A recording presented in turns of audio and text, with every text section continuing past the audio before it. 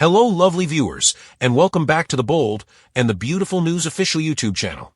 According to the Bold and the Beautiful BNB spoilers for Monday, July 14th, Liam Spencer Scott Clifton will have a frightening medical setback, while Tanner Navlin and John Finn Finnegan will battle over Luna Natsuwa's Lisa Yamada death.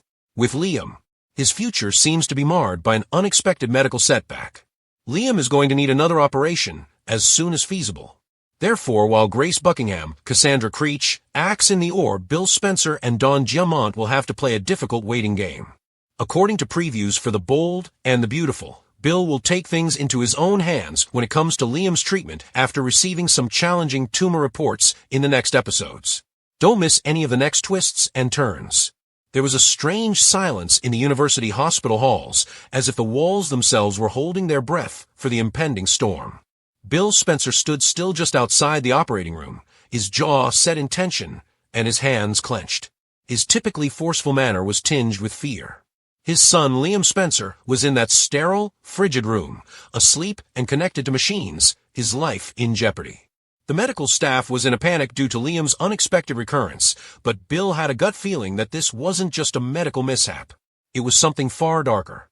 Liam had just been recuperating from emergency surgery for a rare brain tumor that was found after a Forrester Creations collapse.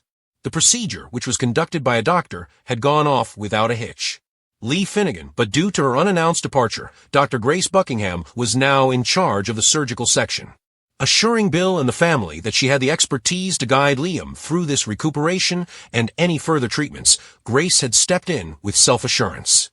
But when Liam's health continued to worsen for no apparent reason, nausea, memory loss, abrupt seizures, and now an urgent reoperation, Bill began to doubt everything.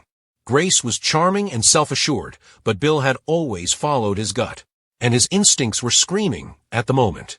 Her attitude looked strange, and Liam's failures seemed to have happened too soon. In an effort to comfort him, Steffi Forrester had mentioned clinical factors such as stress and surgery problems. But Bill no longer believed it. Not after he saw Grace quietly dismiss nurses out of Liam's private chamber. Not when she insisted on managing his prescription schedule herself. Not when she smiled mysteriously just before going into the OR. Bill murmured to himself, "Enough," and took out his phone. After scrolling past Katie's and Rydage numbers, he came to a halt at a name he hadn't thought about in months. Years before, Bill's acquaintance had benefited from the assistance of Dr. Alan Armstrong, a gifted but unorthodox diagnostician, in a corporate espionage case involving a biotech business. Dr. Armstrong was the only one who could figure out what was going on with Liam. Bill didn't think twice. He gave Alan a call. "Bill Spencer is here. I need your assistance. It's my son now. I believe someone is attempting to murder him, and he is undergoing surgery once again." Hours passed like sluggish droplets of tar, and then a quiet but urgent voice answered, "Send me everything. I'll be on the next flight." Bill was like an animal in a cage, moving swiftly around the hospital hallways. Finally, Dr. Tall, sharp-eyed, and carrying a leather backpack full of diagnostic equipment, Armstrong arrived. He wasn't your normal physician. Armstrong adhered to hidden patterns while others followed procedures. He arrived at Liam's bedside in recovery in a matter of minutes, looking over records and covertly gathering samples. Under the watchful eye of a forensic analyst, he questioned nurses, went over surveillance files, and checked Liam's for setup. He was completely chilled by what he found. He whispered, "Bill," and gestured him into a private consulting room. "You had excellent cause to contact me. I examined the 4 fluids that Liam had been given over the previous 48 hours, and I found a substance that shouldn't have been there, a slow-acting, neurotoxic derivative that is hard to track down." Bill's face went white. "So Liam's tumor isn't returning?" Armstrong shook his head. "No, the imaging you were shown was doctored. I checked the originals. It mimics the symptoms of tumor growth. Whoever is doing this isn't trying to kill him quickly. They're trying to make it look like his condition is worsening naturally." "She's poisoning my kid," Bill roared, pounding his fist against the wall. "The tumor site is clear, but someone encouraged you to think Liam required more operation and then made sure it would go wrong." "Grace." "It's her," Armstrong said solemnly, acknowledging that she had both access and motivation. Emotional. What conceivable purpose could Grace have for targeting Liam? She wasn't a member of their society, so there were no grudges or business disputes. Unless someone else had planned this, someone with secrets or the ability to influence a disgraced doctor in search of atonement, Bill's thoughts started racing. Then things began to come together. Grace had lost her medical license in another state years prior due to a dubious patient death, but it was quietly restored after she relocated to Los Angeles. Although the hospital had screened her, Bill's team hadn't, and her background was tainted with scandals. Her daughter Zoe was once engaged to Carter but spiraled after scandal. Was this about status, retaliation, or something darker? Grace emerged from the room, removing her surgical mask and gloves, and she appeared calm, but her eyes darted when she saw Bill standing with Armstrong. Bill rushed towards her, without even waiting for a hello. "What the hell did you do to my son?" he shouted. Grace blinked. "Excuse me. You're not fooling anyone. The drugs. The fictitious tumor reports you're trying to kill him."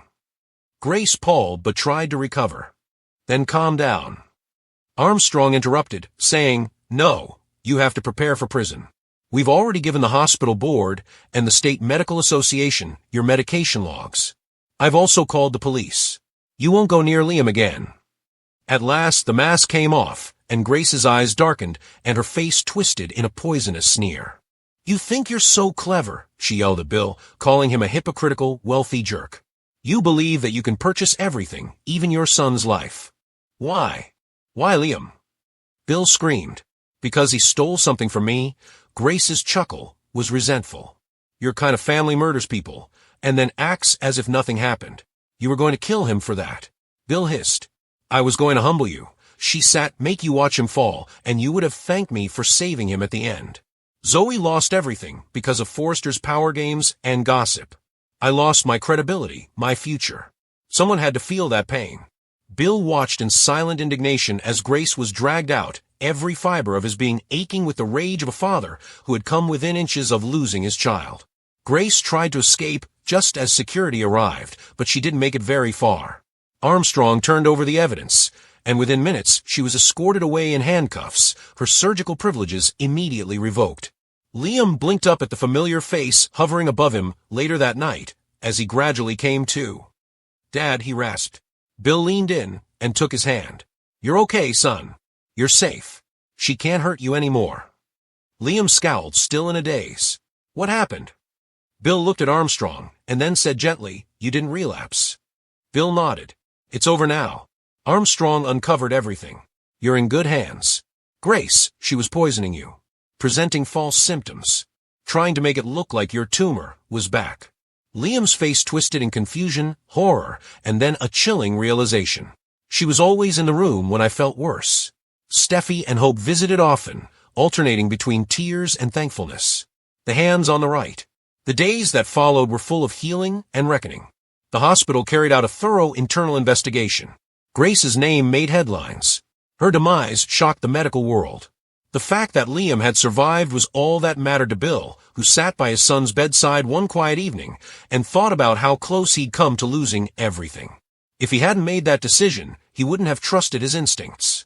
Even Ridge, stunned by the betrayal within their circle, vowed to push for stricter hospital oversight. Beside him, Liam awakened. "Thanks, Dad," he mumbled, his eyes still heavy with tiredness. "For saving my life." Bill took his son's hand and stared into his eyes. "Always. That's what dads do." But even as the Spencer family was at peace again, turmoil was still simmering in the background. And in a hidden corner of Los Angeles, another figure examined files, photographs, and medical records, the real puppet master behind the curtain, watching, waiting, and planning.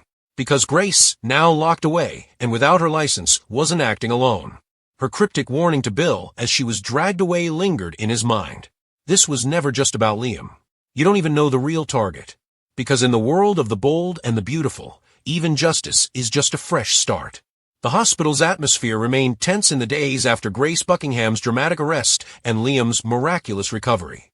Rumors of the scandal spread like wildfire through every waiting room and hallway, and everyone, staff and patients alike, was affected by the feelings of betrayal and fear.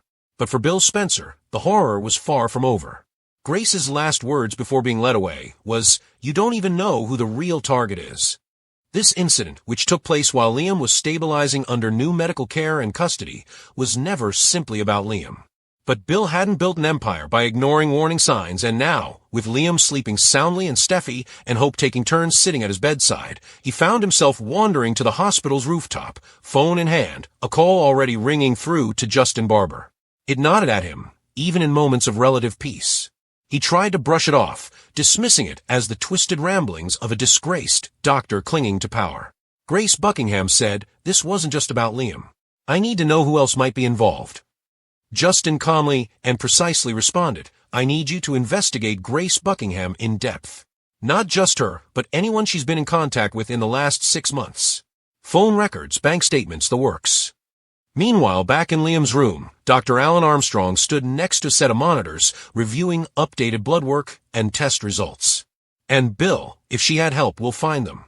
Bill hung up, but that lingering unease persisted, and he looked out over the Los Angeles skyline, the city bathed in sunset gold, promising himself that if there were more enemies lurking in the shadows, he would drag every last one of them into the light. There were encouraging signs that the poison was slowly leaving Liam's system, including improved motor function, restored cognitive responses, and no signs of tumor regrowth. Armstrong was looking through Liam's previous lab records when he noticed something odd, a name written in a margin that didn't match the signature of any of the hospital's certified pathologists. He said, "Dr. Arvance, who the devil is that? Since the signature was manually entered rather than digitally, it seems probable that someone placed it in the records to establish a paper trail that never went anywhere." A brief check in the hospital's internal register produced no results. Armstrong's scowl grew.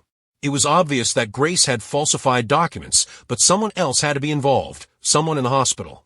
The scope of the plot implied preparation, resources, and, most dangerous of all, insider access. It was larger than Grace, and now Armstrong was aware of it.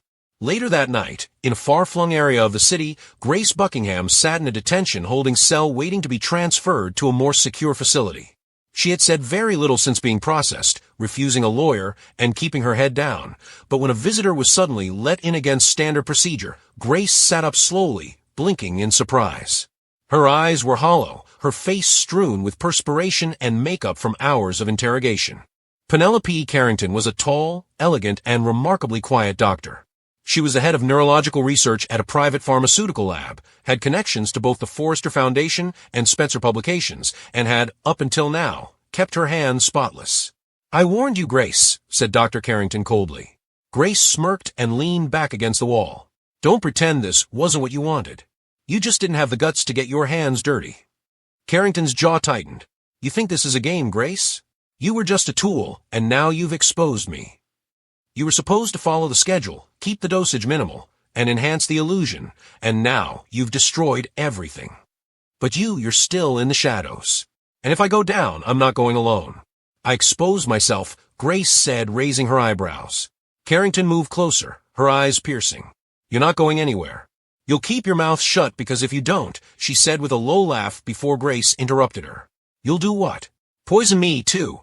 Carrington turned abruptly on her heel and left without saying another word, but her silence spoke more than words. Grace watched her go, knowing that she had played her final card, and that it was only a matter of time before this whole house of cards fell apart. There was a frightening stillness in the room. Simultaneously, Justin Barber's investigation had already produced some unsettling findings, and he met with Bill in the executive lounge of the hospital and presented the information on a digital tablet. This woman, Dr. Grace, was regularly exchanging encrypted emails with Penelope Carrington. "Nothing could be tracked down using conventional methods, but I had our team decrypt a portion of the cache she used on her cloud backup." As Bill's face darkened, he explained, "So, Grace was just the delivery system, but Carrington, she's the one running the experiment." Justin nodded grimly, and get this, Carrington recently received a $2 million research grant from a shell corporation that traces back to Vint Industries. It also mentions Phase 2 testing and dosage trials on an unwitting subject, which I assume was Liam. "You're telling me Ridge might have unknowingly funded the research that almost killed my son?" "It's a possibility," Justin said carefully. "Vint is working on experimental neuron modulators, and Carrington's lab has access to synthetic compounds like the ones in Liam's 4 bags.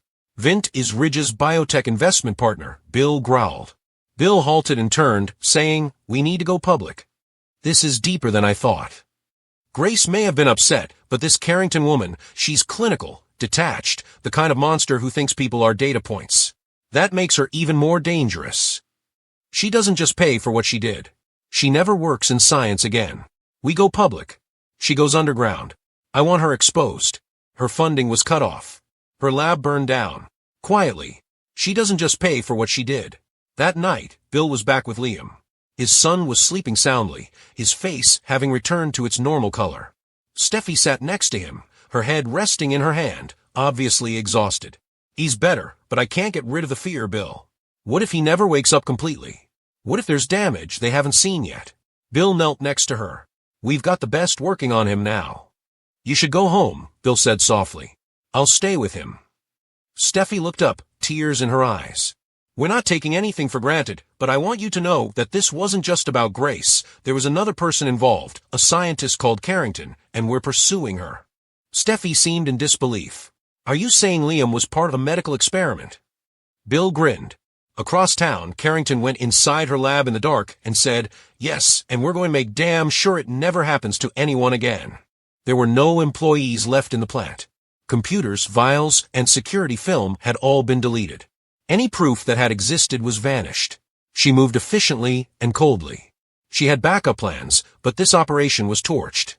Another research project, another lab, another pseudonym. She wasn't done yet. By no means. She was unaware, however, that Armstrong, in close collaboration with Hospital Legal, had secured a complete court order to confiscate the contents of her lab. And digital remnants of her data were still there in a backup system that was concealed on the hospital servers. She never imagined anybody would discover it. A little misstep, a deadly one. The Medical Crimes Section of the Los Angeles Police Department formally launched an inquiry against Carrington Biomedical at the end of the week. Once provided in return for a lighter sentence, Grace Buckingham's evidence identified Carrington as the scheme's mastermind. With the digital proof in hand, Carrington's assets were seized and her lab was searched. Bill Spencer delivered a composed and poignant news conference outside University Hospital, determined not to let this turn into just another tabloid story. My kid was the focus of a scientist who regarded him as an experiment, not an armed adversary. We had faith in the system. Doctors were taken advantage of because we trusted them. Today, however, we strike back. For all the patients who have been used, deceived, or forgotten, not just Liam. The media went crazy with coverage. The week's poster villain was Carrington. Panels for pharmaceutical ethics were formed. Patient advocacy organizations received a deluge of donations. The tide gradually shifted from fear to justice. Liam was at last able to sit up in his hospital room. He stared out the window with hope leaning on his shoulder. His face was illuminated. He said, I feel like I've lost time, as if someone had struck play and paused without asking. Hope muttered, you're getting it back. We will return you. He glanced at her and gave her a little grin. Tell Dad thanks for everything. He knows, she said. Liam turned to face Bill, who was quietly watching from a doorway, saying, but you should say it anyway while we still have the time. There was a remarkable tenderness in his face. A parent who brought his kid back from the brink after walking through flames. And nothing else mattered at that time. Love alone, family, the strong link between a father and his son, fortune, power, and retaliation. However, calm endings are not typical of the brave and the beautiful. Because when Liam's silent recuperation drew to an end,